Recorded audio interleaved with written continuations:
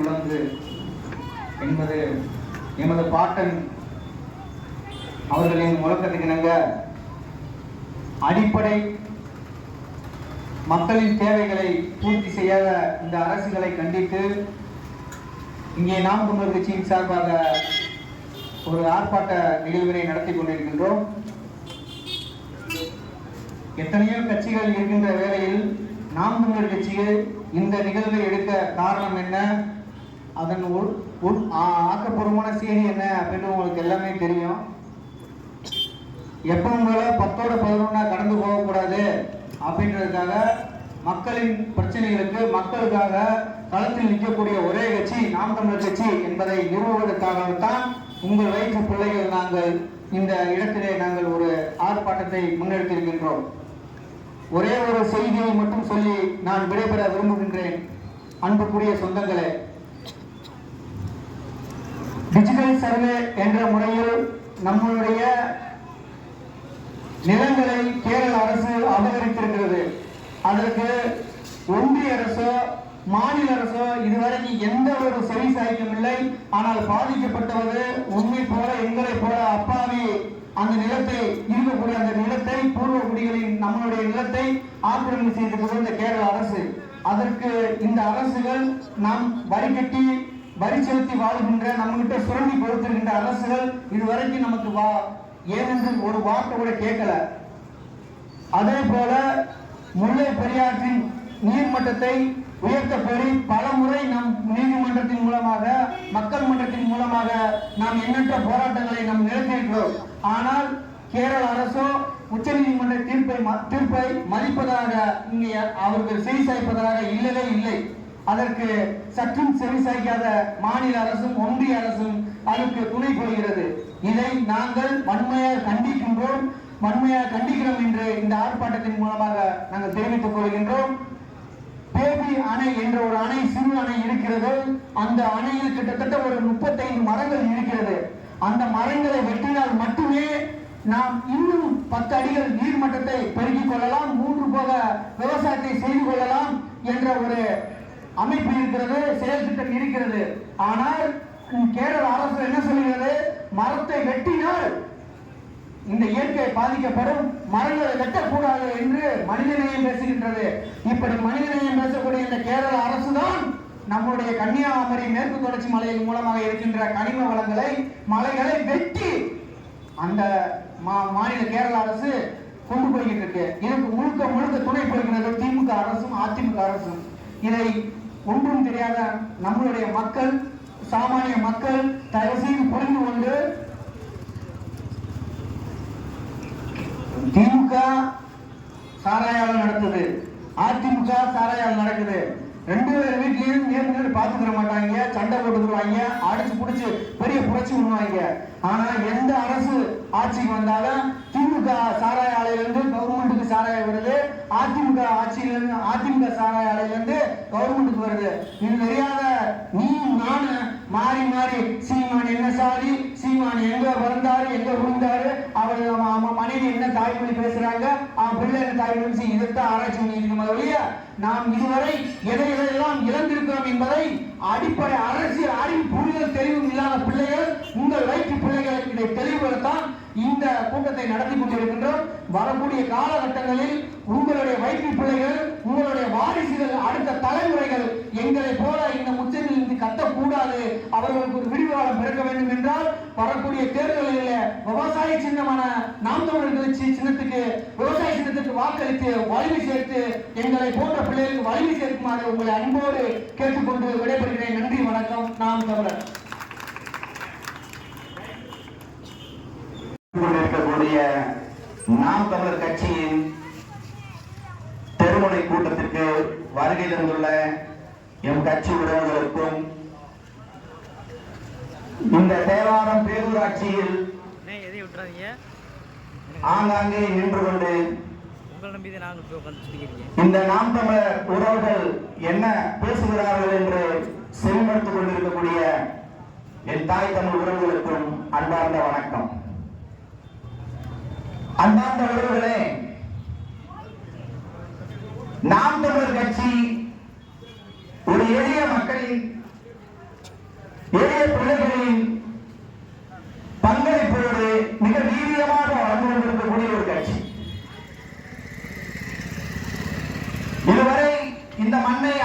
செய்த இருவரும் திராவிட கட்சிகளும் காங்கிரஸ் உள்ளிட்ட தேசிய கட்சிகளும் செய்யாத மாற்றத்தை, செய்யாத புரட்சியை எங்கள் அண்ணன் செந்தமிழன் சீமான் அவர்களும் உலகம் இருக்கக்கூடிய ஒட்டுமொத்த தமிழர்களின் வீரத்தின் அடையாளமாக இருக்கக்கூடிய மேதகு பிரபாகரன் அவர்களுடைய ஆற்றலும் எங்களை வழிநடத்தி செல்கின்றது.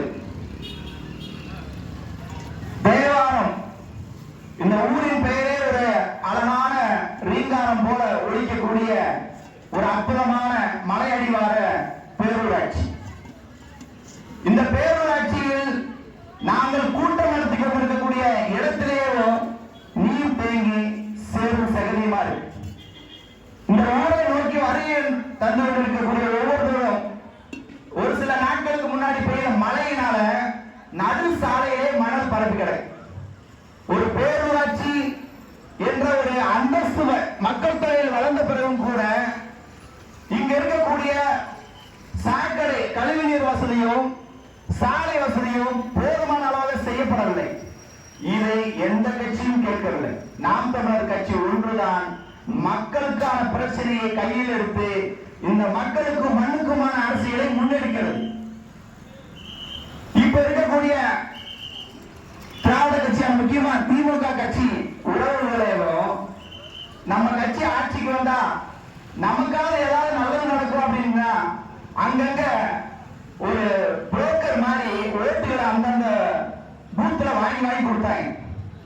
எவ்வளவு நம்ம கட்சி 10 வருஷமா ஆட்சிக்கு வரல, ஆட்சிக்கு வந்த உடனே திமுக காரர்களுக்காக நல்லது நடக்கும் அப்படின்னு நினைச்சு அங்கங்க தேடி போய் வாக்குகளை வாங்கி கொடுத்து ஏதோ தட்டு தடுமாறி ஜெயிச்சிட்டாங்க. ஆனா ஜெயிச்சு அவங்களுக்கு உரிய ஒரு ரேஷன் பொருள் கூட சரியா வந்து கிடைக்கல. முக்கியமா அவங்க கட்சி பொறுப்பாளர்கள் மண்ணை வித்து மணலை வித்து பொழைச்சிக்கிட்டு இருந்தாங்க கடந்த ஆட்சிகள்ல. இப்ப அங்கிருந்து பிளாட்ல சாராயம் வித்து பொழைக்கக்கூடிய அளவுக்கு வந்துட்டாங்க. அவங்களுக்கு வேற வாய்ப்பே இல்லை. ஏன்னா பெரிய பெரிய கான்ட்ராக்டுக்காரங்கள எம்பி எம்எல்ஏ அவங்களே கான்ட்ராக்ட் எடுத்துக்கிறாங்க. ஒரு சாதாரண சின்ன சாக்கடை கூட எடுத்து அவங்க பிழைக்க ஆரம்பிச்சிட்டாங்க. அதே போல பெரிய அளவிலான விஷயங்களை வந்து அங்க ஸ்டாலின் குடும்பமும் அவங்க மருமகள் குடும்பமும் எடுக்க ஆரம்பிச்சிட்டாங்க. பெரிய பெரிய கான்ட்ராக்ட்லாம் சின்ன சின்ன கான்ட்ராக்ட் கிடைக்க முடியும் உழைச்ச ஆட்களும் ஏதாவது வருமானம் கிடைக்க முடியும் உழைச்ச ஆட்கள் எல்லாம் இப்ப என்ன எங்க இருக்கு அப்படின்னா பிளாக்ல சாரா இருக்கிறா எந்தெந்த ஏரியாவில் பிரிச்சுக்கிட்டு அவங்களுக்குள்ளே சண்டை விட்டுக்கிட்டு வேலை செஞ்சுட்டு இருக்காங்க. இப்ப மாவட்ட செயலாளர்களோ தொழில் செயலாளர்களோ அல்லது அவங்க கூட வரக்கூடிய எம்எல்ஏக்களை சுத்தி 4 பேர் 5 பேர் அவங்க யாருன்னு பார்த்தா அந்த பார் எடுத்து வேலை செய்வாங்க. முதல்ல ஒவ்வொரு ஊருக்கும் போனா அங்கங்க ஊருக்கு தான் திசை காட்டி வைப்பாங்க.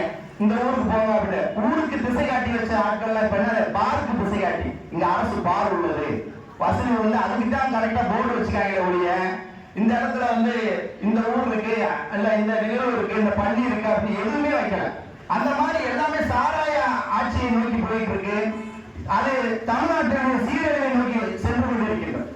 ஆகவே அன்பு உறவுகளே, இந்த முதுபெரும் திராவிட கட்சிகள் அவை வயதாகி காலாவதியாகி கொண்டிருக்கின்றன. அதில் இருக்கக்கூடிய பெரும்பாலானவர்கள் ஏதாவது நமக்கு பங்கு கிடைக்குமா என்று ரொம்பவும் ஏங்கி கொண்டு இருக்கக்கூடிய அந்த கட்சியை திறந்துவிட்டு மண்ணுக்கும் மக்களுக்குமாக இருக்கக்கூடிய இந்த கட்சியில் அதாவது நாம் தமிழர் கட்சியில் அனைவரையும் வரவேற்கும் எண்ணமாகத்தான் ஆங்காங்கே நாங்கள் உறுப்பினர் சேர்க்கை முகாம்களையும் மக்களுக்கு மண்ணுக்குமான அரசியலை முன்னெடுக்கின்ற சேவைகளையும் செய்து கொண்டிருக்கின்றோம்.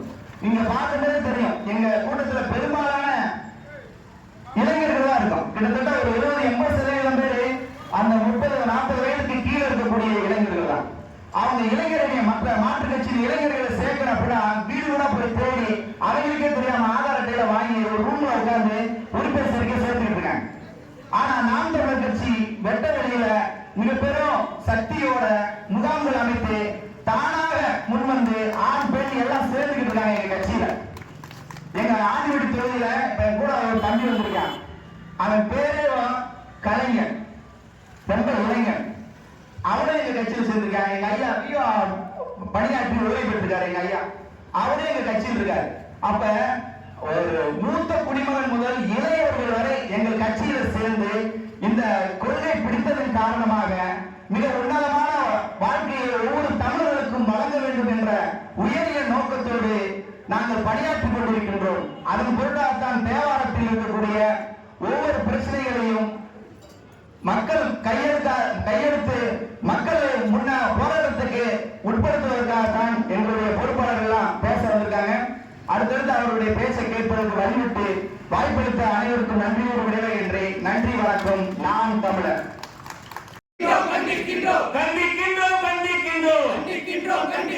தேவாரத்தில் செயல்படாத பேரூராட்சியை கண்டிக்கின்றோம். நாம் தமிழர் கண்டிக்கின்றோம்.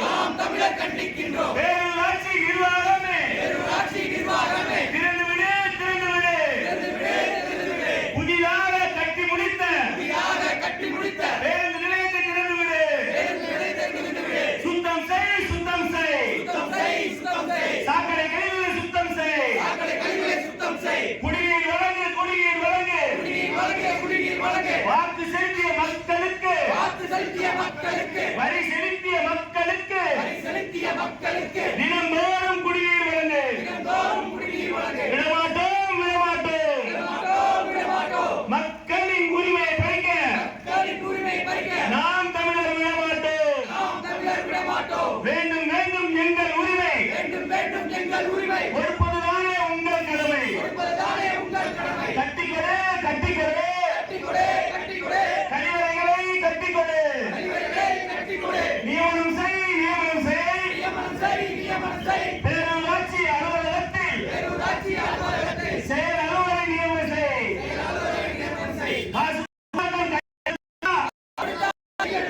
இது எங்கள் தலையெழுத்தா? வஞ்சிக்காதே. தேவார மக்களை வஞ்சிக்காதே. கண்டிக்கின்றோம். செயல்படாத பேரூராட்சி ஒருவாரம் பிள்ளையை கண்டிக்கின்றோம். தமிழ் தாய் வாழ்க. தலைவர் பிரபாகரன் வாழ்க. நாம் தமிழர்.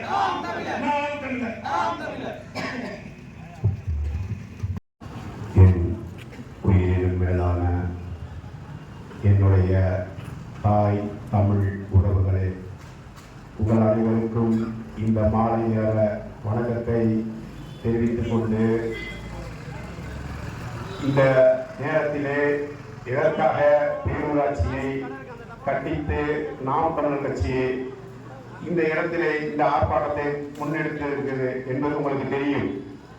நமது பகுதிக்கு குடிநீர் விநியோகமே இல்லை, குடிநீரே இல்லை. திருப்பூர் ராமநாதபுரத்தோட மோசமா 1 கிலோமீட்டர் தள்ளி போய் மேட்டுப்பட்டியில தான் நம்ம தண்ணி எடுத்து வர நிலைமையில இருக்கோம். தள்ளு வண்டியிலையும் பைக்கிலையும் போய் தண்ணி எடுத்து வரோம். சரியா உங்களுக்கு தெரியும்.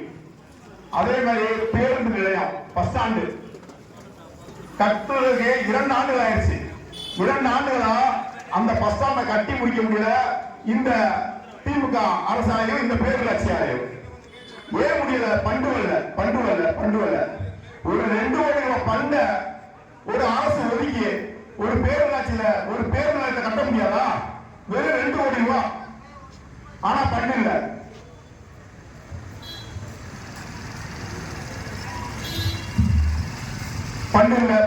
எப்ப பார்த்தாலும் அதே காரணம். இப்ப பாத்தீங்கன்னா புதிய திட்டங்கள் அடிக்கணும் நினைக்கிறாங்க பேரூராட்சியில. ஏற்கனவே அந்த திட்டத்துக்கே பண்டு இல்ல. பிறகு புது திட்டங்களா பேரூராட்சியில் நீங்க செயல்படுத்த பாக்குறீங்க. கமிஷன் வாங்குறதுக்கா? இந்த திட்டத்தை வச்சு கமிஷன் எடுத்துட்டு போயிடலாம்னா எதற்காக இந்த திட்டம்? முதல் பேரூராட்சியில அந்த பேருந்து நிலையத்தை மக்கள் பயன்பாடு கொண்டு வர முடியாதா? தகுதி இல்லாத ஒரு பேரூராட்சி இந்த பேரூராட்சி. இந்த பேரூராட்சியில பாத்தீங்கன்னா நிரந்தரமான ஒரு செயலாளரே இல்லை, ஈவோ இல்லை. எப்ப பார்த்தாலும் ஏதாவது ஒரு கையெழுத்துக்கு பொதுமக்கள் போய் ஒரு வீட்டு வரி ரசீது, ஒரு கட்டணத்துக்கு வரைபடத்துக்கு அப்ரூவலுக்கு போய் நின்று கையெழுத்து கேட்டா ஈவோ கலெக்டர் மீட்டிங்ல இருக்காரு. ஈவோ இல்ல. இப்ப எங்க இருப்பாரு? பாளையத்தினால ஒரு ஈவோ வர்றாரு. இங்க ஒரு நிரந்தரமான ஈவோ இல்ல பேரூராட்சிக்கு. அதையும் மீறி ஒரு அவசரமான கையெழுத்து போட்டு கொடுத்தா பணத்தை கொடுத்தா உடனே கையெழுத்து ஆகுது. அதே பணம் கொடுக்கலன்னா ஈவோ கலெக்டர் மீட்டிங்ல இருக்காரு, தாசில்தார் மீட்டிங்ல இருக்காரு, அப்படின்னு காலம் நம்மளும் பணம் கொடுத்த மட்டும் ஈவோ எப்படி வரணும்னு தெரியல. இங்க இருக்கிற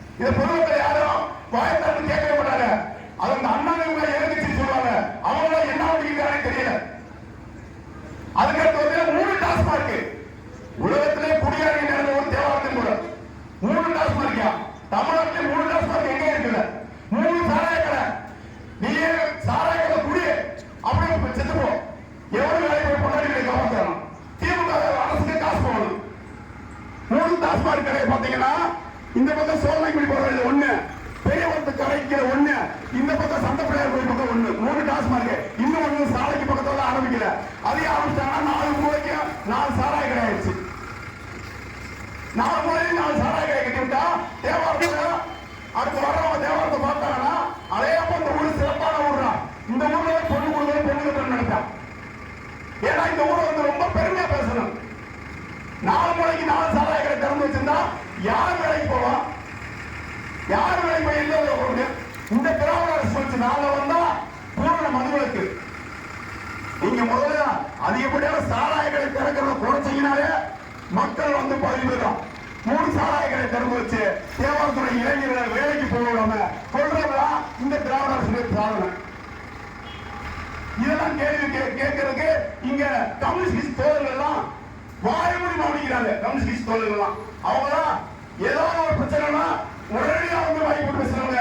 இந்த விஷயத்துல அவங்க வாயை திறக்கல. ஒருவேளை டாஸ்மாக் வந்து அவங்களுக்கு பங்கு வருது என்னன்னு தெரியல கம்யூனிஸ்ட் தோழர்களுக்கு.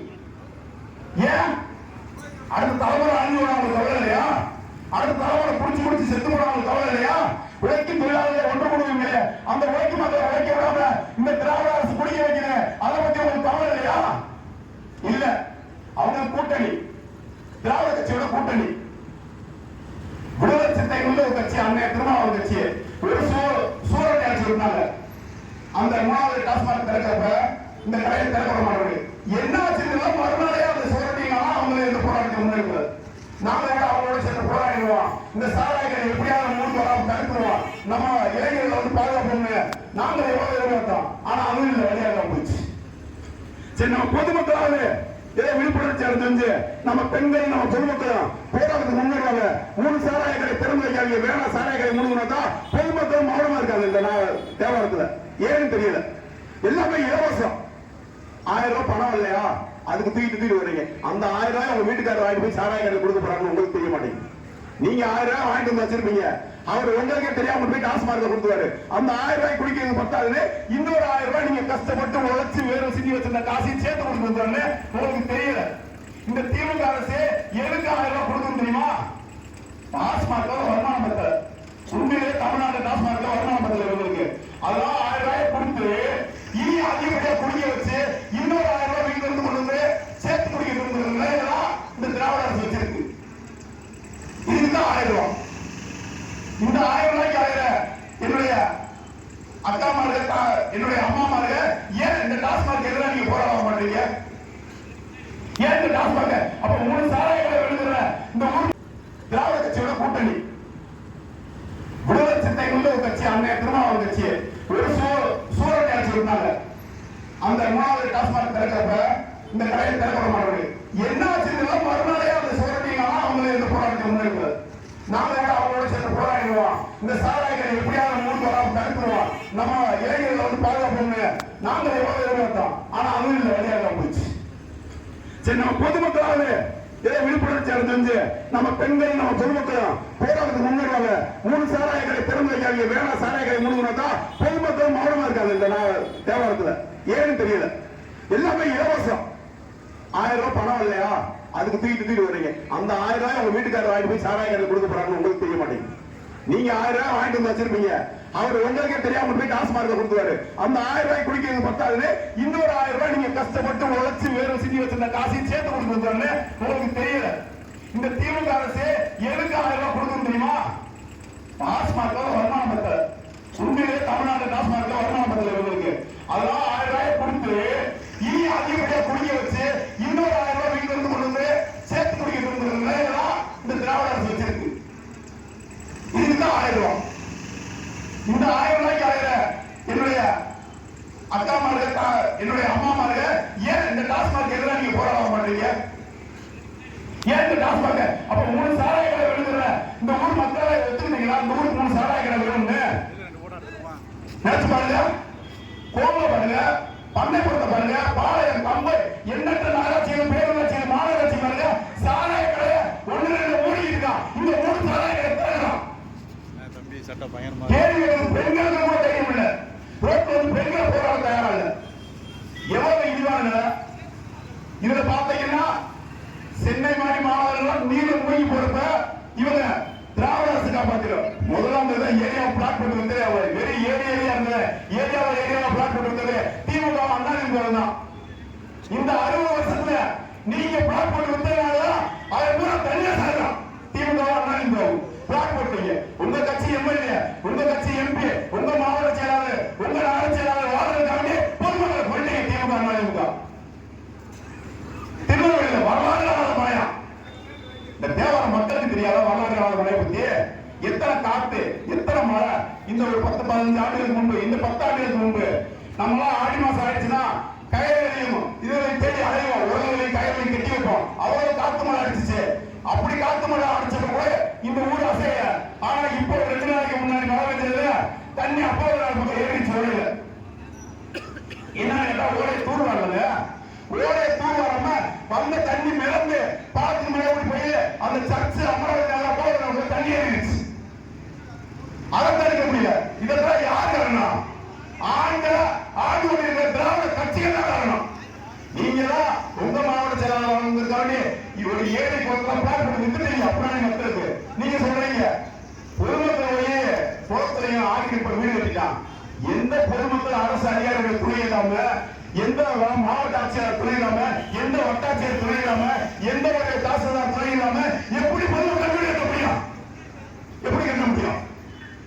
நீ காசு வாங்கி கைது போட்டா இல்லையா? இன்னைக்கு பொதுமக்களை குறை சொல்றது, பொதுமக்கள் ஏறி பொருள் ஆக்கிரமிச்சான். அரசியல் நீங்க ஆக்கிரமிச்சத விட பாவம் அப்படி பொதுமக்கள் ஆக்கிரமிச்சுட்டான். திருநெல்வேலியில் வரலாறு ஓராண்டு பெய்ய வேண்டிய மழை ஒரே நாள் பெய்ஞ்சிருச்சான். என்னடா வானிலை அறிக்கை பயங்கரமான விஞ்ஞானமா இருக்கு. ஓராண்டு பெய்ய மழை ஒரே நாள் பெய்ஞ்சிருச்சுன்னா தாமிரபரணி ஆற்ற தண்ணி அப்படிங்க, தாமிரபரணி ஆற்ற வாய்க்கால் ஆக்கி விட்டாங்க. அது ஆறாயிரம் வாய்க்கால் ஆக்குறதுனால ஆத்திரம் தண்ணி வாய்க்கால் ஊருக்குள்ள ஏறிடுச்சு. இதுக்கு காரணம் திமுக அண்ணா திமுக. அறமா இருந்த ஆளை வந்து வெடிக்க வந்து இவன் இஷ்டத்துக்கு அந்த ஆற்றை இயற்கை போட்ட விடாம அதை சுருங்குறதுனால தண்ணி விட திருட வைக்கணும். மற்ற பகுதிகளில் நுழைஞ்சால மக்கள் தேடினான். அது காரணம் ஓராண்டு மழை பெஞ்சிருச்சு ஒரே நாள்ல. இதெல்லாம் என்ன வேடிக்கை?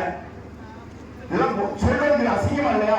60 வருஷமா காமராஜருக்கு பிறகு தமிழகத்தை அண்ணா திராவிட முன்னேற்றம், திராவிட முன்னேற்றம் நீங்க எத்தனை ஏரி குளங்களை வெட்டி இந்த மக்களை பாதுகாத்திருக்க? எத்தனை ஏரி குளம் வெட்டி இருக்க சொல்லுவோம். காமராஜர் உங்க ஆளு தமிழகத்தில் முதலமைச்சராக இருந்தாரு. 13 அணைக்கட்டு, 15,000 அரசு பள்ளிக்கூடங்களை கட்டி 7-8 தொழிற்சாலைகளை, சேலம் இரும்பு தொழிற்சாலை, துப்பாக்கி தொழிற்சாலை, இப்ப என்ன தொழிற்சாலைகள் வந்து தொழில் வளர்ச்சியும் கல்வி வளர்ச்சியும் எல்லா வளர்ச்சியும் இருக்காரு. இந்த திமுக செய்ய சாதனை என்ன? பட்டியல் சொல்லு. உங்களுக்கு தெரிஞ்சாலும் ஒன்னே ஒண்ணுதான். எலெக்ஷன் வரப்ப மக்கள்கிட்ட 1000 ரூபாய் 500 ரூபாயும் பிராந்தியம் கொடுத்து ஜாதியை தூண்டி போவீங்க. அந்த வேட்பாளர் உங்க ஜாதி, உங்க ஜாதிக்காரெல்லாம் போக்கல மண்ணா தண்ணி மேல வராதா? உங்க ஜாதிக்காரெல்லாம் கோட்டையை மண்ணில் தரணும் அந்த தண்ணி எல்லாம் ஊருக்குள்ள வராதா? யாரெல்லாம் தண்ணி ஊருக்கு வரத்தா செய்யும்? அங்கேயே உங்க ஜாதி பாசம் வருது. நீ ஏன் இந்த மண்ணை மக்களை நேசிக்க மாட்டேங்கிறீங்க? ஜாதி கொண்டு 1000 ரூபாய் 500 ரூபாய் பணம் போட்டு பிரியாணி இதை கொடுத்து இந்த மக்கள் ஓட்ட வாங்கிறது. நம்மள 60 வருஷமா சிந்திக்காம இந்த கட்சிகளுக்கு ஓட்ட போட்டு நாட்டு நாசமாக்கிடும். அதனால என்னாச்சு? ஒரு சாதாரண குடும்பம், ஒரு நடுத்தர குடும்பம், ஒரு வாஷிங் மிஷின், துவைக்கிற மிஷின், ஒரு பிரிட்ஜ், ஏசி கூலர், இந்த மாதிரி பெருமைகள் வாழ்ந்துருக்கு. ஒரு 4 ஆண்டு 5 ஆண்டு உழைக்கணும். அந்த 4 ஆண்டு 5 ஆண்டு உழைத்து வாழக்கூடிய பொருள் அந்த மழை வெள்ளத்தால் பாதிக்கப்பட்டுச்சு. 6000 பணம் தரேன். யார் பணம்? இவர் உதயநிதி. 6000 பணம் தான் சரியா போமா? அந்த மக்கள் சரியா போமா? 6000 பணம் அவங்களுடைய வாழ்வாதாரத்தை ஆரம்பிக்கிறது. நீ நிரந்தரமான தீர்வு சொல்ல சொன்னா தற்காலிகமான தீர்வு 6000 ரூபாய் 6000 வச்சு நாக்கு வைக்கிறதா? இதை எங்க அண்ணன் சொன்னா எங்க சீமான் வந்து 6000 ரூபாய்க்கு இல்ல போச்சு. பெரியவங்க தான் சொல்லுவாங்க மீன் பிடிக்கிறதுக்கு, மீன் பிடிக்காத அவன் மீன் பிடிக்க கட்டப்பட வாழ்க்கை அவனை வெட்டிக்கிறாங்க. நீ 6000 கொடுக்காத, அந்த மக்களுடைய வாழ்வாதாரத்தை உயர்த்தி கொடு. நீர்நிலைகள் தேர்தலுக்கு ஏரி குளம் நன்மைகளை தூர்வாரி கொடு. ஏரி குளங்கள் இருக்கிற ஆக்கிரமிப்புகளை எடுத்து அந்த மக்களுக்கு பாதுகாப்பான இருப்பிடத்தை வாங்கிடு. ஏன் வாங்க மாட்டேற? நீங்க இருந்த மதுராக ஹைகோர்ட்டு எங்களுக்கு இனத்தின் ஒற்றை தலைவன் மெதுவே பிரபாகரன் அவர்களுக்கும் என்னுடைய முதல் கண் வழக்கத்தை தெரிவித்துக் கொண்டு என்னுடைய உரையை தொடங்குகிறேன். இன்னைக்கு நம்ம தமிழ்நாட்டில் எடுத்துக்கிட்டீங்கன்னா எந்த இடத்துலயுமே முழுக்க முழுக்க மக்களுக்கு அந்த அடிப்படை கட்டமைப்பு வசதிகளை இந்த அரசாங்கம் செஞ்சு கொடுக்கறது கிடையாது. எந்த இடத்துல பார்த்தாலும் நம்ம தண்ணி தேங்கிக்கிட்டு, எந்த இடத்துல பார்த்தாலும் முழுக்க முழுக்க குப்பை கூலங்களா கொட்டிக்கிட்டு, இந்த தேவாரத்திலே வர்ற வழியில பாருங்க, எந்தையாவது ஒரு இடத்துலயாவது குப்பை கூலங்களை கொட்டாம ஏதாவது ஒரு இடம் இருக்கா? இவ்வளவு ஏன் நம்ம வீட்டுல ஒரு சின்ன சின்ன உரல், இந்த ஒரு சின்ன தேங்காய் மட்டையில எல்லாம் அந்த சின்ன தண்ணி தேங்குச்சுனாக்க அந்த இதுல கொசு உருவாகி நமக்கு டெங்கு, மலேரியா அந்த மாதிரி இதெல்லாம் பரவுன்னு சொல்றாங்க. ஆனா இன்னைக்கு ஏதாவது ஒரு தெருவுல அங்கங்க ஏதாவது ஒரு தண்ணி தேங்காம ஒரு தெருவு இருக்கா? ஏதாவது ஒரு இடம் இருக்கா? நீங்களே வந்து யோசிச்சு பாருங்க. எல்லா இடத்துலயுமே தண்ணி தேங்கி முழுக்க முழுக்க நோயை பரப்புறது இன்னைக்கு அரசாங்கம் தான், கண்டிப்பா அரசாங்கம் தான். இந்த தெருவிலேயே பாருங்க, ஏதாவது ஒரு இடத்துல தண்ணி தேங்காம இருக்கா? இந்த சிண்டெக்ஸ் பக்கத்துல வருங்க, இது என்ன சுகாதாரமான முறையில இருக்கு? இந்த தண்ணியை மக்கள் குடிக்கும் போது அவங்களுக்கு எல்லா நோயுமே கண்டிப்பா இதன் மூலமே வரும். ஆனா இந்த அரசாங்கம் நம்ம வீட்டுல ஒரு சின்ன தொட்டில இருக்கிறதுல இருந்து நமக்கு மலேரியா, டெங்கு பரவுதுன்னு முழுக்க முழுக்க அப்படியே ஆய்வு பண்ணுவாங்க. இதெல்லாம் ஒரு பக்கம் போக, இன்னைக்கு நம்ம தேனி மாவட்டத்தோட பிரதான பிரச்சனை எடுத்துக்கிட்டீங்கன்னா முழுக்க முழுக்க இயற்கை கனிம வளங்களை முழுமையா வெட்டி நம்ம கேரளாவுக்கு எல்லாத்தையும் கடத்துறாங்க. நம்ம ஒரு நாளைக்கு நாங்க பக்கத்துல உட்காந்து எண்ணி பார்த்தோம், நம்ம கோடி மெட்டு வழியா ஒரு நாளைக்கு 200 லாரில இருந்து 300 லாரி போகுது. இதே கம்பம் மெட்டு வழியா 200 லாரில இருந்து 300 லாரி போகுது. முழுக்க முழுக்க நம்ம தேனி மாவட்டத்தோட கனிம வளங்கள் எல்லாமே கேரளாவுக்கு கொள்ளை போகுது. இதே கேரளாவோட மலைகள் இல்லையா, அங்க ஆறுகள் இல்லையா, அங்க இருக்குது. ஏன் அந்த நாட்டோட ஏன் அந்த மாநிலத்துல அல்லனா அந்த மாநிலத்தோட மண்ணின் மைந்தர் ஆள்றான். அதனால அந்த இயற்கை வளங்கள் முற்றிலும் முழுவதும் அப்படியே பாதுகாக்கப்படுது. ஆனா நமக்கு பெத்தவன் அப்பனா இருக்கானா? கிடையவே கிடையாது. வந்தவன் போனவன் எல்லாம் நம்ம ஆட்சி செஞ்சோட கொடுமை. இன்னைக்கு நம்ம தேனி மாவட்டம்ல ஒட்டுமொத்த தமிழ்நாட்டோட பிரச்சனையே இந்த இயற்கை கனிமவளம். இதெல்லாம் ஒரு பக்கம் போனா கேரளாவில் இருக்கக்கூடிய ஒட்டுமொத்த மருத்துவ கல்வி நம்ம தமிழ்நாட்டில இருந்து கொட்டுறான். அது முழுக்க முழுக்க இந்த திமுக, அண்ணா திமுகவோட உறுதுணையோட கொட்டுறான். கேட்க போனோம்னா ஏன் இடத்துல நான் கொட்டுறேன், உனக்கு என்ன, இந்த மாதிரி சொல்றான். நம்ம ஏதாவது ஒரு வாகனத்தை சிறை பிடிச்சு போராட்டம் பண்ணோம்னா அடுத்த ஒரு அரை மணி நேரத்துல ஒரு திமுக கவுன்சிலரு, இல்ல திமுகவோட மாவட்ட கவுன்சிலரு, அதிமுக கவுன்சிலர், இல்ல அதிமுகவோட மாவட்ட செயலாளர் அடுத்த அரை மணி நேரத்துல அந்த கேரளாக்காரனுக்கு அப்படியே ஆதரவு வந்து அந்த வாகனத்தை அப்படியே வெளியே போக வச்சிடறான். முழுக்க முழுக்க இருக்கு காவலர்களுக்கும் முழுமையா உடந்தையா இருந்து நம்ம மண்ணை மாசுபடுத்துறதுல முழுக்க முழுக்க இந்த இருபெரும் திராவிட கட்சியோட பங்கு ரொம்ப அதிகம். இது ஒரு வகை இருந்துச்சுன்னா இன்னைக்கு பாருங்க, எல்லா இடத்துலயுமே மழை தண்ணி தேங்கி நம்ம தென் மாவட்டங்கள் எடுத்துக்கோங்க. இதுக்கு முன்னாடி நம்ம மழை பெஞ்சு பேரழிவு உருவாக்குன சென்னை மாவட்டத்தை எடுத்துக்கோங்க. முழுக்க முழுக்க எல்லா இடத்துலயுமே மக்களோட அடிப்படை கட்டமைப்பு வசதிகளை இந்த திமுகவும் அதிமுகவும் 60 ஆண்டு காலத்துல நிறைவேற்றி கொடுத்திருந்ததுன்னா இன்னைக்கு நம்ம தென் மாநிலத்திலையும் சரி, சென்னையிலையும் இந்த அளவுக்கு வெள்ள தண்ணி பாதிப்பு ஏற்பட்டிருக்காரு. முழுக்க முழுக்க எல்லா இடத்துலயுமே ஊழல், கொள்ளை, லஞ்சம், இதை மட்டும் தான் இந்த இருபது திராவிட கட்சிகள் பிரதான கொள்கையை வச்சு வாழ்ந்துகிட்டு இருக்கு. இது ஒரு இருக்கும் போது இந்த திமுக பதவியேற்ற இந்த 2.5 ஆண்டு காலத்துல 4000 கோடி ரூபாய் ஒதுக்கி இந்த சென்னையை வேலை பார்த்துருக்காங்க. ஆனா சென்னையில 4000 கோடி ரூபாய்க்கு வேலை பார்த்த மாதிரி ஒரு அங்காரம் தெரியல. அந்த சென்னையில இருக்கக்கூடிய அந்த பூவாறு, அந்த கொசஸ்தலை ஆறு, இந்த மாதிரி ஒரு சில ஆறுகளை சுத்தப்படுத்தி தூர்வாரி இருந்தாலேவோ முழுக்க முழுக்க இன்னைக்கு அந்த சென்னையில இந்த பெருவெள்ளத்தை நம்ம தவிர்த்துக்கலாம். ஆனா குறைந்தபட்சம் இதை கூட அந்த அரசால செய்ய முடியல, அந்த மாநகராட்சி மேயரால செய்ய முடியல.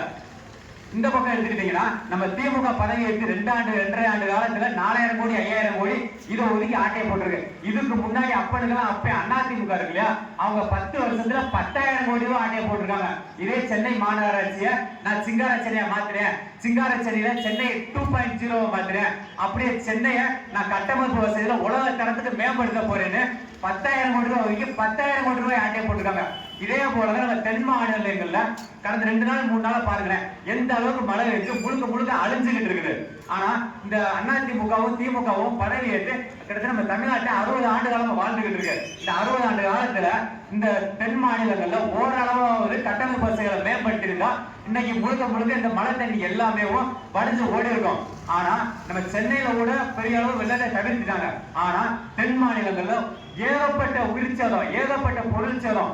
முழுக்க முழுக்க இந்த உயிர் சேதமும் பொருள் சேதத்துக்கும் இந்த திமுக அதிமுக தான் காரணம். இந்த நேற்றைய தினம் தென் மாநிலங்கள்ல புயல் வந்துச்சு இல்லையா, புயல் வந்து அந்த ஊர் எங்கும் வெறும் வெள்ளமா காட்சி அளிக்குது. அங்க பொதுமக்கள் போய் ஒரு அமைச்சரை பார்த்து, ஐயா வாங்க ஒரு 2 நிமிஷம் என் தெருவை வந்து பார்த்துட்டு போங்கயா, என் தெருவுல மக்கள் யாரும் உள்ள நடமாட முடியல, முழுக்க கழுத்தளவு தண்ணி இருக்கிறது, ஒரு மக்களை ஓட்டு போட்டு உன்னை அமைச்சராகவும் ஓட்டு போட்டு ஒரு சட்டமன்ற உறுப்பினராகவும் ஓட்டு போட்டு முதலமைச்சராகவும் ஆக்கக்கூடிய மக்கள் கெஞ்சினா வாங்கி வந்து பார்த்துட்டு போங்க. ஆனா இந்த அமைச்சர்கள் மக்களை ஒரு பிச்சைக்காரனை காட்டி கேவலமா ஒரு இழிநிலையா நினைச்சு அப்படியே வாகனத்தை கொஞ்சம் கூட நிறுத்தாம அப்படியே போயிட்டே இருக்கான். அந்த மக்கள் கோபத்துல அந்த அளவுக்கு கத்துறான். இந்த கட்டெல்லாம் கண்டிப்பா அந்த ஆட்சியாளர் காதல விழுமனா சத்தியத்துக்கு விடுவாரு. ஏன்னா மக்கள் முழுவதும் நேர்மையாளராகவும் மக்கள் பிரச்சனையை தான் பிரச்சனை நினைக்கிறவன நீங்க மக்கள் தேர்வு பண்ணியிருந்தா இன்னைக்கு இந்த பிரச்சனை வந்திருக்காது. கேவலம் ஒரு 500 ரூபாய்க்கும் ஒரு 1000 ரூபாய்க்கும் ஓட்டுப்பட்டதோட விளைவு இன்னைக்கு ஊழல் அமைச்சர்களையும் கொள்ளையடிக்கிற அமைச்சர்களையும் முழுக்க தேர்ந்தெடுத்து மக்கள் இந்த நாட்டாளர்களுக்கு அனுப்பி வச்சிருக்கான். பாருங்க ஒரு 6 மாசத்துல எத்தனை அமைச்சர்கள் முழுக்க ஜெயிலுக்குள்ள போறான் பாருங்க. நம்ம அமைச்சர் செந்தில் பாலாஜி ஜெயிலுக்குள்ள போனாரு. இதே நம்ம ஸ்டாலின் வந்து செந்தில் பாலாஜி அதிமுகவோட இருக்கும்போது இதே ஸ்டாலின் தான் அவர் ஊழல் அமைச்சர் பேசினாரு. இப்ப திமுகவோட சேர்ந்தனே இதே செந்தில் பாலாஜிக்கு முட்டு கொடுக்காரு நம்ம ஸ்டாலின். இது இவர் ஜெயிலுக்குள்ள ஒரு 5 மாசம் ஆகுது. இதுக்கு பின்னாடியே இந்த நேத்து அமைச்சர் பொன்முடி ஜெயிலுக்குள்ள போயிருக்காரு. இவரு முழுக்க இவர் ஊழல் பண்ணி வருமானத்துக்கு அதிகமாக சொத்து சேர்த்து மக்கள் பணத்தை கொள்ளையடிச்சு அந்த திட்டம் கொடுத்து இதுல போய் இவர் ஜெயிலுக்கு போயிருக்காரு. இன்னும் பாருங்க, இன்னும் முழுக்க 11 அமைச்சர்கள் இதே லிஸ்ட்ல இருக்காங்க. அமைச்சர் துரைமுருகனா இருக்கட்டும், அமைச்சர் நேருவா இருக்கட்டும், SSR இருக்கட்டும், நம்ம அனிதா ராதாகிருஷ்ணனா இருக்கட்டும், முழுக்க எல்லா அமைச்சர்களுமே எல்லா சட்டமன்ற உறுப்பினரும் கொள்ளையடிச்சு மக்கள் பணத்துல மக்களோட வரி பணத்தை திண்டு பொறிச்சு அப்படி காத்து மழை அடிச்சப்ப கூட இந்த ஊர் அசைய. ஆனா இப்போ 2 நாளைக்கு முன்னாடி மழை பெஞ்சதுல தண்ணி 50 நாள் பக்கம் ஏறி சொல்லல.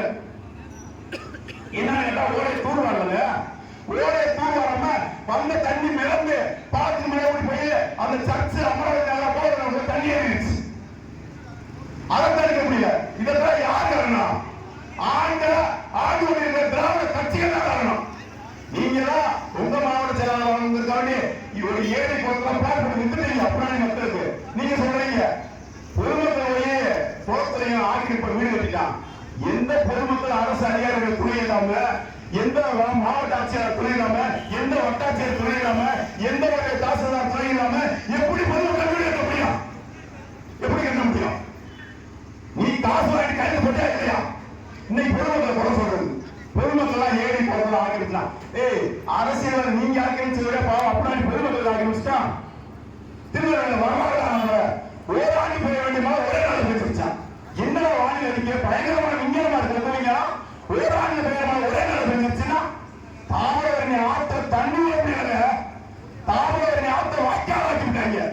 அது ஆறாயிரம் வாய்க்கால் ஆக்குறதுனால ஆத்திரம் தண்ணி வாய்க்கால் ஊருக்குள்ள ஏறிடுச்சு. இதுக்கு காரணம் திமுக அதிமுக. அறமா இருந்த ஆளை வந்து வெடிக்க வந்து இவன் இஷ்டத்துக்கு அந்த ஆற்றை இயற்கை போட்ட விடாம அதை சுருங்குறதுனால தண்ணி விட திருவிழா வைக்கணும். மற்ற பகுதிகளில் நுழைஞ்சால மக்கள் தேடினான். அது காரணம் ஓராண்டு மழை பெஞ்சிருச்சு ஒரே நாள்ல. இதெல்லாம் என்ன வேடிக்கை? இதெல்லாம் சொல்றதுக்கு அசிங்கமா இல்லையா? 60 வருஷமா காமராஜருக்கு பிறகு தமிழகத்தை அண்ணா திராவிட முன்னேற்றம் நீங்க எத்தனை ஏரி குளங்களை வெட்டி இந்த மக்களை பாதுகாத்திருக்க? எத்தனை ஏரி குளம் வெட்டி இருக்க சொல்லுவாப்போ. காமராஜர் 9 ஆண்டு தமிழகத்துக்கு முதலமைச்சராக இருந்தாரு.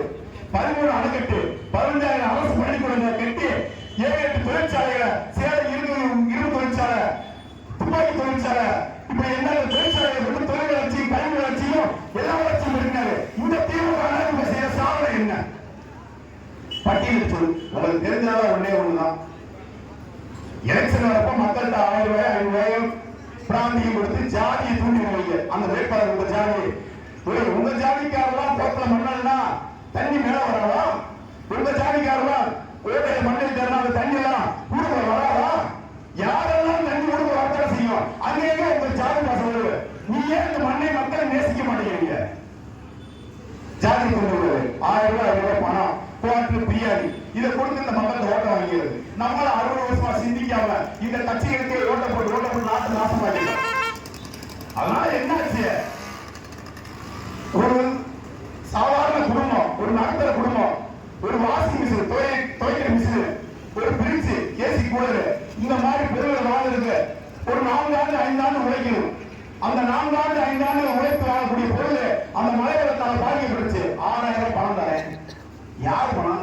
இவர் உதயநிதி. 6000 பணம் தான் சரியா போமா? அந்த மக்கள் சரியா போமா? 6000 பணம் அவங்களுடைய வாழ்வாதாரத்தை ஆரம்பிக்கிறது.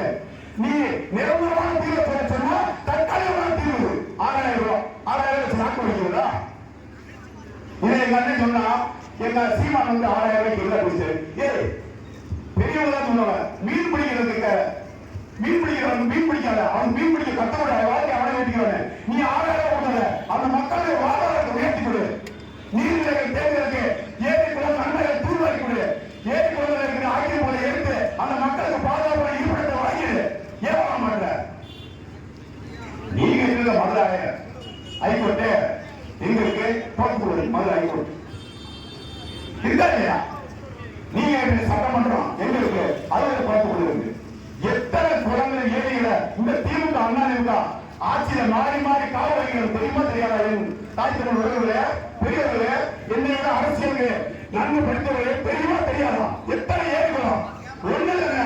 நம்ம சின்ன போதும் பெரிய முதல்ல இருந்தவங்க இப்ப இருக்கா? ஏன் பூரா பேராசை அப்படியே அந்த குளத்தை தள்ளிக்கிட்டே வருது. விவசாய நிலத்தை கரையை தள்ளுது, கரையை தள்ளிக்கிட்டே வந்து விவசாய நிலத்தை தள்ளி வருது. அப்படி பேராசை. அந்த பேராசைனால என்ன நஷ்டம்? உனக்கு இருக்கிற நீர்ல கீழே வடிக்கிறது, தண்ணி தேங்க மாட்டேங்குது. இந்த சுயாவும் உனக்கு இல்ல. நீ எப்படி தெரிந்து போற? ஒரு கட்சி ஆரம்பிக்கிறதுக்கு எல்லாருக்கும் ஒரு காரணம் வேணும். நான் சொல்றேன் தயவு செய்யாது. ஒரு கட்சி ஆரம்பிக்க எல்லா கட்சியும் ஒரு காரணம் வேணும். காங்கிரஸ் கட்சி ஆரம்பிக்கிறது என் தாய்க்கு உறவு தெரியும். காங்கிரஸ் கட்சி வெள்ளக்காரன் சொல்றவங்க காங்கிரஸ் கட்சி ஆரம்பிக்கிறது. அது அவருடைய வேலையை செஞ்சிச்சு, வாங்கிச்சு. வெள்ளக்காரன் வாங்கி கொள்ளக்காரன் நாடு வந்துச்சு, அது ரெண்டாவது விஷயம். ஆனா வெள்ளக்காரன் வாங்கி கொள்ளக்காரன் நாடு எடுத்திருக்காங்க சவாலிக்கலாம். அதுக்கடுத்து கம்யூனிஸ்ட் கட்சி தோன்றுச்சு. கம்யூனிஸ்ட் கட்சி என்ன காரணம் தோணுச்சு? முதலாளியோட தொழிலாளியா அடிமாடு மாதிரி வேலை வாங்கலாம், அவனுக்கு ஈவேல இல்லாம 24 மணி நேரம் மாடு மாதிரி ஒரு கூலி தொழிலாளி உழைக்க வைக்கிறான். அவன் நேரம் பணக்காரன் ஏழை பாதுகாப்பு 8 மணி நேரம் அவனுக்கு உழைக்க கொடுத்து சொல்லி கம்யூனிஸ்ட் கட்சி தோணுச்சு. அந்த கொள்கையோட சித்தாந்தத்தை கையில் தோணுச்சு. அதான் அந்த கட்சி வெற்றியும் கண்டிருக்கு. இல்லைன்னு சொல்லல. ஏதோ இன்னைக்கு தொழிலாளி கூட உழைக்காம போயிட்டான், வடக்கு வந்து உழைக்கிறான், தமிழை யாரும் உழைக்கிறது இல்லை. அதுக்கு திமுக காரணம். குடிக்க வச்சு நம்ம இளைஞர்கள் இருந்த வீரியத்தெல்லாம் எடுத்துட்டான். இப்ப உழைக்கிறதுக்கு நம்ம தமிழக இளைஞர்கள் யாரும் தயாரா இல்லை. அப்ப அந்த 8 மணி நேரம் உழைப்பை கம்யூனிஸ்ட் கட்சி பூர்த்தி பண்ணி கொடுத்துச்சு. அதுக்கடுத்து பிராமணர்களுடைய ஆதிக்கம், பார்ப்பனுடைய ஆதிக்கம் காங்கிரஸ் கட்சியில அதிகமா இருக்கு. அந்த காங்கிரஸ் கட்சியில பண்டிட் ஜவஹர்லால் நேரு, பண்டிட் பிராமண சமூகத்தை சேர்ந்தவங்க இந்த பிற்படுத்தப்பட்ட மக்களையும் ஒடுக்கப்பட்ட மக்களையும் தாழ்த்தப்பட்ட மக்களையும் மிக கேவலமா நடத்துறாங்க சொல்லி சஸ்டிஸ் கட்சி பி.டி. தியாகராயர் தலைமையில சென்னையில ஆரம்பிக்கப்பட்டது. வரலாற்று முதலியாரு பி.டி. அப்பா பி.டி. ராஜன், சௌந்தரவண்டியாரு, இப்படி எண்ணற்ற தலைவர்கள் சேர்ந்து சஸ்டிஸ் கட்சி உருவாக்குனாங்க. அதுவும் அதுல வெற்றி இருந்துச்சு. பிராமணர்கள் ஆதிக்க உலக குறைச்சிருக்கு. ஆனா திமுக எழுதி கொண்டுச்சு. திமுக சஸ்டிஸ் கட்சி வந்து நீதி கட்சி, நீதி கட்சி வந்து திமுக, திமுக வந்து திமுக, திமுக வந்து அதிமுக, அதிமுக வந்து இப்ப 3-4 பிரிவு, திமுக வந்து மதிமுக, மதிமுக வந்து எத்தனை திமுக? எதுக்கு? தமிழ்நாட்டு மக்களை கொள்ளையடிக்கிறது. இத்தனை கட்சி எம்ஜிஆருக்கு அண்ணா இன்னைக்கு என்ன சண்டை? எங்க பெரியவங்க பணக்கொலை கட்டாரு. யாருக்காக? பொதுமக்களுக்காகவா? ஏழைக்காகவா? இல்ல அன்றாட உழைக்கும் மக்களுக்காகவா கணக்குல கட்டாரு? ஏன் நீங்களே வச்சுக்கிட்டீங்க? எனக்கு சொல்லுங்க. குடும்பம் எனக்கு கை கட்சி தொடர்ந்தாரு, போயிட்டாரு. புரிஞ்சு வச்சு தமிழ்நாடு சொல்லி முடிச்சு அப்பயே பேசிட்டாங்க. கணக்கு இன்சூரன்ஸ் இன்னொரு காலத்துல இவன் கட்சிகள் தமிழ்நாட்டில் வந்துடக்கூடாது. நீயும் நானும் தான் அந்த கட்சியை ஒண்ணு நீயே திமுக இல்லாட்டி அண்ணா 60 வருஷம் திமுக அண்ணா அந்த மண்ணை ஆண்டுகிட்டு. ஆனா 40 வருஷம் தொடரப்பட்டது எதுவும் தெரியும். ஈழத்துல 1.5 லட்சம் அப்பாவி தமிழர்கள் தமிழக பெருமை தவறாக ஒரு பாவம் செய்யல, தமிழ்மொழி பேசுற தவறாக ஒரு பாவம் செய்யல. அந்த அப்பாவி தமிழக சிங்க நாய்கள் துப்பாக்கி குண்டுக்கு இரையாக்கலாம். அதுல திமுக அண்ணா வாய்மொழி அமைச்சு வேச்சு வைத்தான். அதுக்கு எல்லாம் தோன்றப்பட்டதான் நாம் தமிழர் கட்சி. எங்க சிந்தாம சீமான் எங்க அண்ணன் குறைச்சு வந்தா நாய் இருந்துச்சு. நீங்க எல்லாம் எதுக்கு வந்தீங்க? நீங்க என்ன செஞ்சிருக்கீங்க சொல்லுங்க பாப்பா. இவ்வளவு அரசியல் சிக்கல் இந்த தமிழ்நாட்டில் இருக்கு. இதை தாண்டி பேரூராட்சி நிர்வாகத்தை இன்னும் எனக்கு எங்க மாநில ஒருங்கிணைப்பாளர் மதிவானம் பேசுவாரு. எனக்கு வாய்ப்பு எடுத்துக்கிற தாய் தமிழ் உறவுகளுக்கும் தேவார குடும்பங்களுக்கும் நன்றி உறவுகளுக்கு நன்றி. வணக்கம். நாம் தமிழர். முழுக்க முழுக்க அந்த ஒரு ஊழல் பெருச்சாலிகளா ஒரு ஊழல் முதலையா வாழ்ந்துகிட்டு இருக்காங்கிறத ஒரு நிதர்சனமான உண்மை. இனிமேலாவது என்னுடைய தாய் தமிழ் சொந்தங்கள், என்னுடைய உடன்பிறப்புகள், இந்த இருபது திராவிட கட்சிகளுக்கு வாக்கு செலுத்தாம முழுக்க முழுக்க இந்த மண்ணையும் மக்களையும் மக்கள் பிரச்சனையை தாம் பிரச்சனையா நினைக்கக்கூடிய ஒரு நேர்மையாளருக்கு, ஒரு கற்றறிந்த ஒரு அரசியல் ஆசானுக்கு வாக்கு செலுத்தணும். இன்னும் ஒன்னே ஒண்ணு என்னன்னா, இந்த அரசியல்ல கற்றவர் நிரப்பா இடத்தை கயவர் நிரப்புங்கிற ஒரு பழமொழி இருக்கு. இந்த அரசியல்ல என்னைக்குமே படிச்சவங்க அரசியல் வரல, நேர்மையாளர் அரசியல் வரல, ஒரு நல்ல கொள்கைவாதி அரசியல் வரலன்னா இந்த இடத்துல முழுக்க முழுக்க ஒரு ஊழல்வாதியும் ஒரு ஊழல் பெருச்சாலியும் மக்களை திண்டு கொடுக்கக்கூடிய ஒரு கொள்ளையடிக்கிறவங்க தான் இந்த அரசியல்ல நிரப்புவாங்க. இதைத்தான் நம்ம காமராஜர் சொல்றாரு, கற்றவர் நிரப்பா இடத்தை கையவர் நிரப்புவார்னு சொல்லி. இதுக்கு முன்னாடி நம்ம தமிழ்நாட்டை ஆட்சி செஞ்சாரு எங்க ஐயா காமராஜர். எங்க ஐயா காமராஜர் நினைச்சிருந்தா கொல்ல கொள்ளையா சம்பாதிச்சிருக்கலாம். எங்க தாத்தா கக்கன் நினைச்சிருந்தா ராஜபோக வாழ்க்கை வாழ்ந்திருக்கலாம். எங்க தாத்தா ஜீவானந்தன் நினைச்சிருந்தாருன்னா தமிழ்நாட்டுல சொத்து சொத்தா வாங்கி குமிச்சிருக்கலாம்.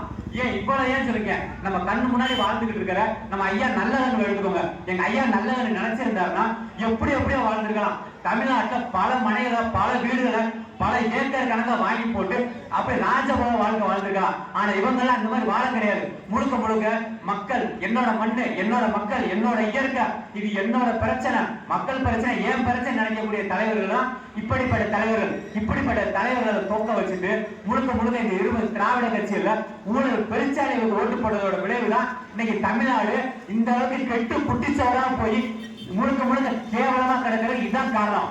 இனிமேலாவது மக்கள் 500,000 ஓட்டு போடாம நேர்மையாளருக்கு ஓட்டு போடுறது கேட்டுக்கொண்டு என்னுடைய உரையை தமிழ் உறவுகள் அனைவருக்கும் மாலை நேர புரட்சிகர வாழ்த்துக்கள். இங்க ஏதோ தேவாரத்தில் மட்டும்தான் அடிப்படை வசதி இல்லை, மற்ற எல்லா மாவட்டத்திலையும் எல்லா ஊர்லயுமே அடிப்படை வசதி நிறைஞ்சு வழிகிற மாதிரி ஒரு கண்டன ஆர்ப்பாட்டங்க. கண்டன ஆர்ப்பாட்டம் போடணும்னா தமிழ்நாடு ஃபுல்லாக போடணும். எப்படி தீபாவளி பொங்கல் எல்லாத்துக்கும் ஒரே டயத்தில் வருதோ அப்படி எல்லா ஊர்லயுமே கண்டன ஆர்ப்பாட்டம் போடணும். இந்த கண்டன ஆர்ப்பாட்டம் மட்டும் போட்டுட்டா இந்த அரசு திருந்துற போதா, தன்னை மாத்திக்கிற போதா? எதுவும் கிடையாது.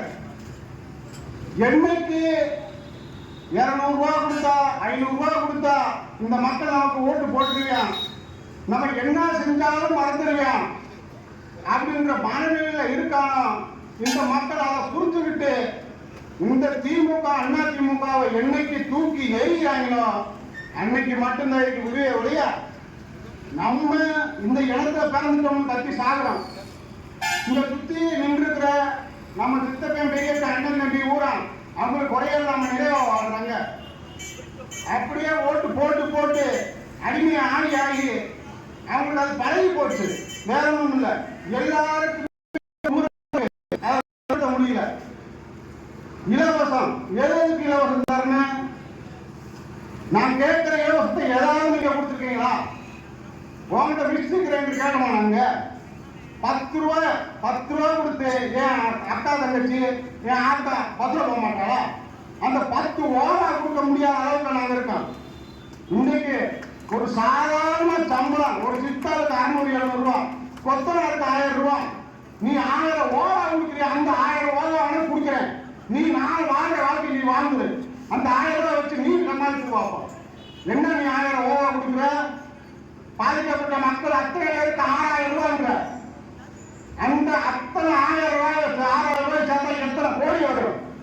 நீ அத்தனை நீர்நிலைகளெல்லாம் பாதுகாத்து தூர்வாரி இருந்தா ஆக்கிரமிப்பு இல்லாம நீ அத்தனை இடத்தையும் ஆக்கிரமிச்சு கட்டணம் கட்டிருக்கிய அதை கூட தடுத்திருந்தா இந்த மக்களுக்கு இத்தனை துயரம் வந்திருக்குமா?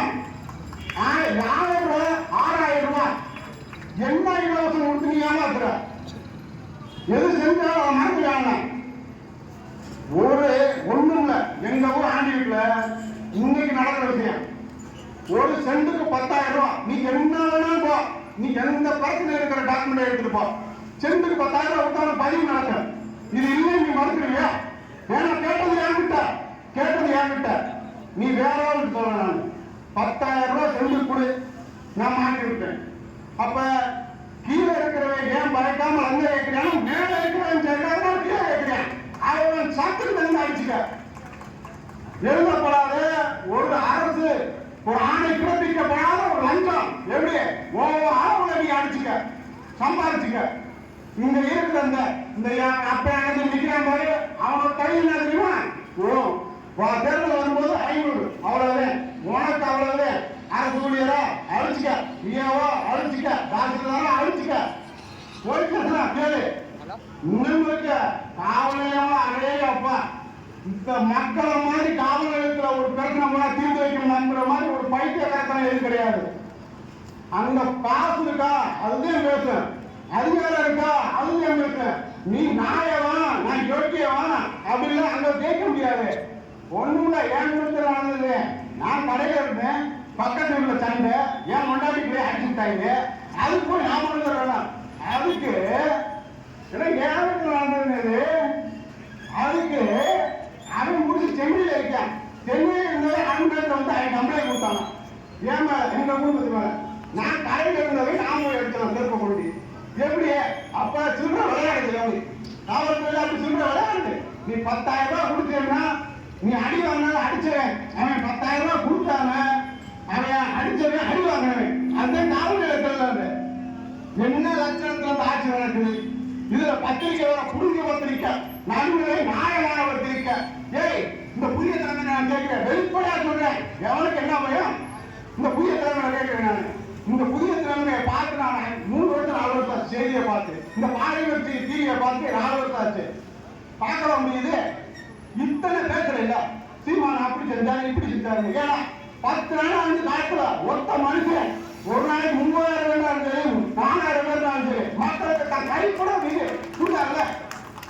எங்க அந்த ஆசீர்வாதி கூட திருவாரூர் எங்க போன, நீ எங்க வைக்கோ எங்க போன, இந்த தமிழ் சேர்ந்த வச்சு மழை உள்ள போன, இங்க மழை உள்ள போன என்ன இருக்கு காலத்துல நீ இல்ல அதை காட்டுங்க டிவி. அவளை எப்படி பேசுறான், இவளை எப்படி பேசுறான்.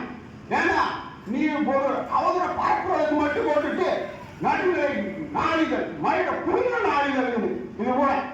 நீ திமுகவுக்கு செம்மடிக்க நாளிதழ் எழுதுறான். அதனால சரியா இருக்கு. நீங்க இனிமேல உண்மை செய்தி உடனுக்குடன் போறாங்க. நீங்க திமுகவுக்கு செம்மடிக்கிற ஊடகம் அப்படின்னு போட்டு போடுறான். பைத்தியக்கார பைத்தியம். இன்னைக்கு சொல்றேன், திமுக ஒரு அமைச்சர் பொன்முடி, அவர் டிஎம்கே அமைச்சர், உயர்கல்வித்துறை அமைச்சர். அவர் சொல்றாங்க, ஒருத்தர் இத்தனை நாங்க ஜெயலலிதா மாதிரி ஊர்த்தோட அடிச்சாங்க, எம்எல்ஏ பதவி இழந்திருக்கோம் அப்படின்னு.